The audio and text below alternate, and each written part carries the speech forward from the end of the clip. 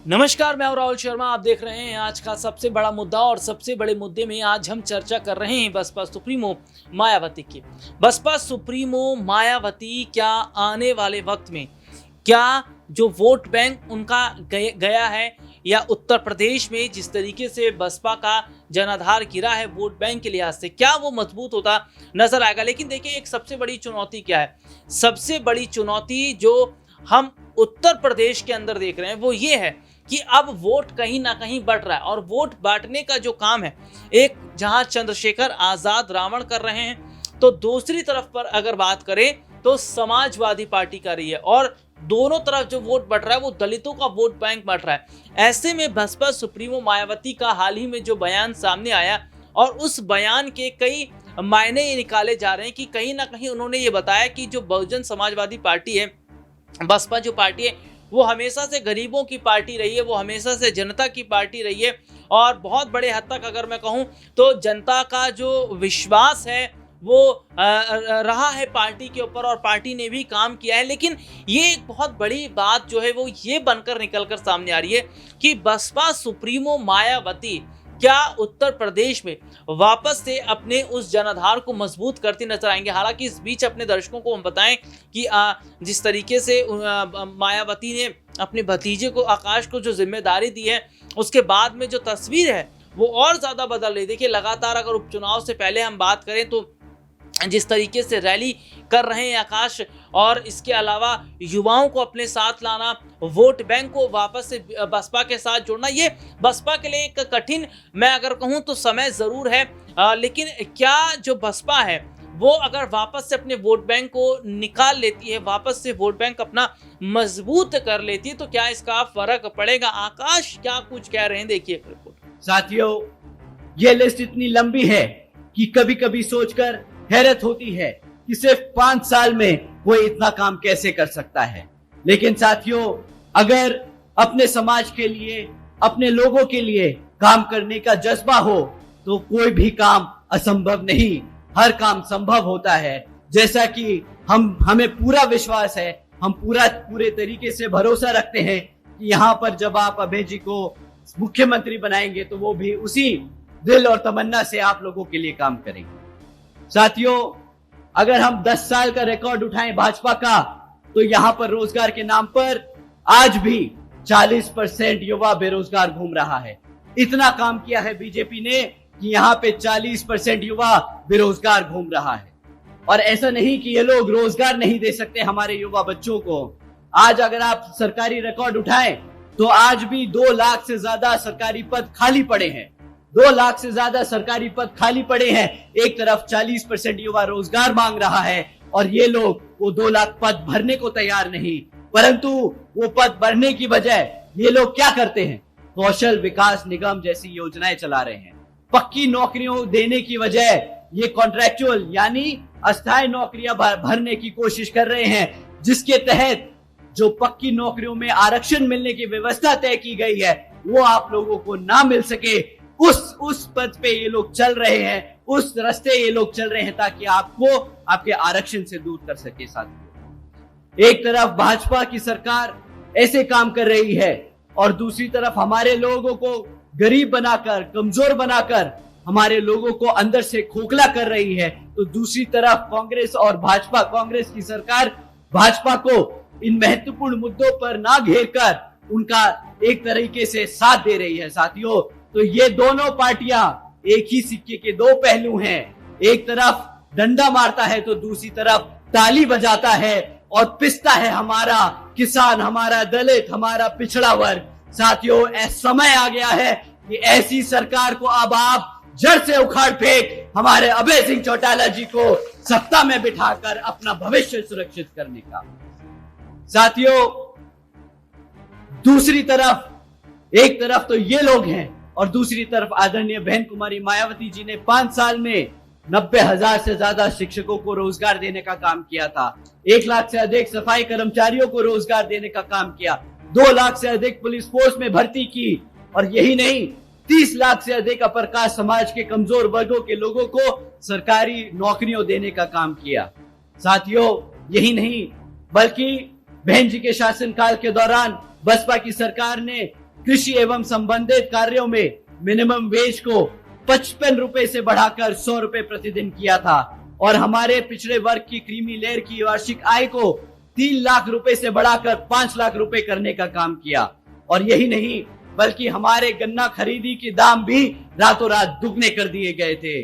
साथियों, बहन जी के मॉडल ऑफ गवर्नेंस के तहत चलकर ही बसपा की सरकार ने प्रदेश के सभी समाज के लोगों को अपने पैरों पर खड़ा कर एक स्वाभिमान से जीने का अधिकार दिलाया था। जिस तरीके से यहाँ पर अभय सिंह चौटाला जी मुख्यमंत्री बनकर आप सभी वर्गों के लोगों का पूरा ध्यान रखकर आपको स्वाभिमान से जीने का अधिकार दिलाएंगे। साथियों, बात महंगाई की करें तो इनकी सिर्फ एक ही स्कीम आप लोगों के सामने रखना चाहूंगा। भाजपा की सरकार के चलते हुए आज ये लोग बोलते हैं कि हमने मुफ्त में राशन देने का काम किया है। तो साथियों, आज वो कहते हैं कि वो 80 करोड़ से ज्यादा जनता को मुफ्त में राशन देने का काम करेंगे। केंद्र और हरियाणा की भाजपा सरकार बड़े चौड़ कर बोलती है, अरे मित्रों, आज बीजेपी की सरकार 80 करोड़ से ज्यादा देशवासियों को मुफ्त में राशन देने का काम कर रही है। परंतु ये नहीं समझ आता इन लोगों को कि अगर 80 करोड़ से ज्यादा लोगों को आप मुफ्त में राशन देने का काम कर रहे हो तो मतलब आपने उन 80 करोड़ की जनता को गरीबी में धकेलने का काम किया है। परंतु साथियों, अगर ये लोग अपना वादा पूरा करते जो 2014 में किया था कि 2 करोड़ सालाना नौकरी देने का, तो इन्हें शायद ये मुफ्त में राशन देना नहीं पड़ता। ये तो बात दूर, मुफ्त में राशन देकर ये जो टैक्स पेयर्स का साल का 2 लाख करोड़ रुपया इस राशन पे खर्चने वाले हैं, वो भी आप लोगों की जेब से निकलने वाला है। साथियों, वो भी आपकी जेब से निकलने वाला है। एक तरफ ये लोग आपको टैक्स के माध्यम से चूसते हैं, दूसरी तरफ वो टैक्स का पैसा राशन पे उड़ाते हैं। अगर ये पैसा रोजगार जनरेट करने में करते तो साथियों, आज यहाँ पर 2 लाख पद भरने के साथ साथ ये यहाँ पर 20 लाख रोजगार भी दे सकते थे। परंतु इन्होंने वो काम कुछ नहीं किए। इन्होंने बस आप लोगों का ध्यान भटकाने के लिए मुफ्त में राशन देने का काम किया है। साथियों, इन्हीं कुछ जरूरी बातों के साथ मैं आप सभी से, इन्हीं कुछ जरूरी बातों के साथ आप सभी लोगों से मेरी व खासकर आदरणीय बहन कुमारी मायावती जी की ये विशेष अपील है कि इस विधानसभा आम चुनाव में आप सभी लोग हर मोर्चे पर सावधान रहें। आपका वोट बहुत कीमती है। आपका कोई वोट खरीद ना पाए, आपका वोट कोई लूट ना पाए, आपका वोट पढ़ने से रह ना जाए। साथियों, जाति, बिरादरी, धन बल, मंदिर, मस्जिद या किसी भी भावना आदि के नाम पर कोई स्वार्थी अपने जाल में फंसाकर आपके वोट का दुरुपयोग ना कर ले, क्योंकि देश के हर महिला, पुरुष व युवा को वोट का अधिकार यहाँ परम पूज्य बाबा साहब डॉक्टर भीमराव अंबेडकर जी की अति महत्वपूर्ण देन है। साथियों, मैं आप सभी लोगों से ये खास अपील करता हूँ कि अपने यहाँ जिन जिन क्षेत्रों में बीएसपी और एनएलओ के विधानसभा उम्मीदवार चुनाव लड़ रहे हैं, तो उन्हें आप लोग वोटिंग मशीन पर बसपा का हाथी चुनाव चिन्ह और एनएलओ का चश्मा चुनाव चिन्ह के सामने वाला बटन दबाकर यहाँ पर भारी मतों से जिताकर और अभय सिंह चौटाला जी को मुख्यमंत्री बनाने का काम करें। और साथ में अब अंत में मैं अपनी बात खत्म करने से पहले आप सभी लोगों का एक बार दोबारा से दिल से धन्यवाद करता हूं। देखा आपने कि आकाश ने क्या कहा। हालांकि मैं अपने दर्शकों को यहाँ पर ये जरूर बताना चाहूंगा कि जो हालात इस वक्त के बन रहे हैं वो ये कहीं ना कहीं बन रहे हैं कि जो वोट बैंक इस वक्त बिगड़ रहा है विपक्षी पार्टी बीजेपी का और बसपा का, तो ऐसे में क्या वोट बैंक, देखिए बीजेपी के लिए सबसे ज़्यादा मुश्किल दलित वोट बैंक है, मुस्लिम वोट बैंक है, लेकिन कहीं ना कहीं जो बसपा है वो अपना जनाधार क्या वापस पाने में कामयाब रहेगी, और वापस पाने में अगर वो कामयाब रहती है तो क्या इसका एक बड़ा प्रभाव पड़ना देखा जाएगा। मायावती की क्या रणनीति है इस उपचुनाव को लेकर, देखिए। उत्तर प्रदेश का जिक्र करें तो उत्तर प्रदेश का उपचुनाव अब बड़ी मुश्किलें खड़ी कर रहा है। जी हां, भारतीय जनता पार्टी और तमाम नेताओं के लिए। दरअसल अपने दर्शकों को बता दें कि उत्तर प्रदेश के उपचुनाव से पहले देखने को मिल रहा है कि 10 सीटों पर उपचुनाव का बिगुल बज गया है। राजनीतिक पंडित भी इस उपचुनाव को 27 का लिटमस टेस्ट मान रहे हैं। ऐसे में कांग्रेस की तरफ से संविधान बचाओ तो सपा का स्पष्ट संदेश पीडीए को लेकर तो बसपा भी इस दौड़ में पिछड़ने वाली नहीं। बसपा सुप्रीमो मायावती ने आरक्षण के मसले पर वोटरों में सेंधमारी करने को लेकर केंद्र सरकार पर तीखा हमला बोला है, जिसके तहत केंद्र सरकार द्वारा ज्वाइंट सेक्रेटरी, उप सचिव और निदेशक की सीधी भर्ती पर हमला बोला गया है। मायावती ने इसे संवैधानिक हनन बताते हुए अपने एक्स हैंडल पर लिखा है कि इस तरह की भर्तियों से निचले स्तर पर कार्यरत कर्मचारियों को पदोन्नति के लाभ से वंचित रहना पड़ सकता है। हालांकि अपने दर्शकों को बता दें कि मायावती लगातार पिछड़ी जाति के मुद्दों को उठा रही हैं। हाल ही में सुप्रीम कोर्ट का जो फैसला आरक्षण को लेकर आया, उस पर भी मायावती ने तमाम बड़े सवाल खड़े किए। अपने दर्शकों को बता दें, बसपा सुप्रीमो मायावती ने सीधे सीधे तौर पर यह कहा है कि जिस तरीके के हालात सरकार में बन रहे हैं, ये बताता है कि सरकार पिछड़ों और दलितों को दूर करना चाहती है, इन्हें बाहर दिखाना चाहती है। और बाबा साहब भीमराव अंबेडकर ने जो संविधान बदला है, जो बनाया है, उसको बदलने की कोशिश की जा रही है। दरअसल ये माना जा रहा है कि इस उपचुनाव से बसपा सुप्रीमो मायावती एक बड़ी शुरुआत कर सकती हैं। तो वहीं कहीं ना कहीं जो हालात इस वक्त के बन रहे हैं, वो ये भी बता रहा है कि क्या बसपा अपने खोए हुए उन तमाम वोट को अपने साथ ला पाने में कामयाब रहेगी, क्योंकि कहीं ना कहीं स्थिति मायावती के लिए भी बहुत ज़्यादा चुनौती है। क्योंकि अभी हाल ही में जो लोकसभा के चुनाव हुए, उस चुनाव में सीधे तौर पर देखने को मिला कि बसपा को उतना बड़ा फायदा नहीं मिल पाया। तो वहीं सीधे तौर पर देखा जा रहा है कि बसपा सुप्रीमो मायावती अब न सिर्फ उत्तर प्रदेश बल्कि और राज्यों में भी अपना जनाधार बढ़ाती दिखाई दे रही हैं।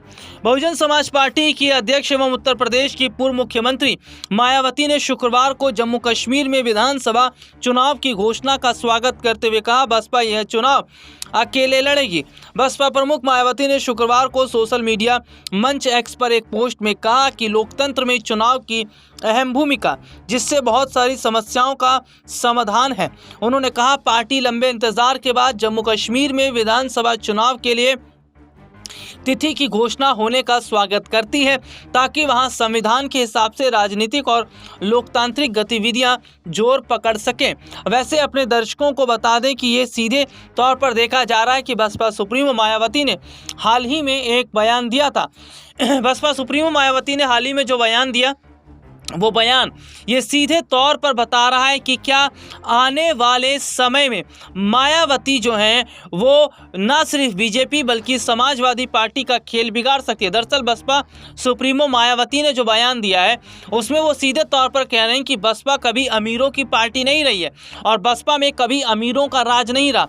बसपा में हमेशा से जनता के लिए काम किया है, बसपा ने हमेशा से गरीबों की मदद की। और सीधे सीधे तौर पर जो स्थिति इस वक्त देखने को मिल रही है, वो जाहिर तौर पर यह बताती है कि क्या वाकई बसपा इस उपचुनाव से एक बड़ी जो किस्मत आजमा रही है उसमें सफल हो पाएगी।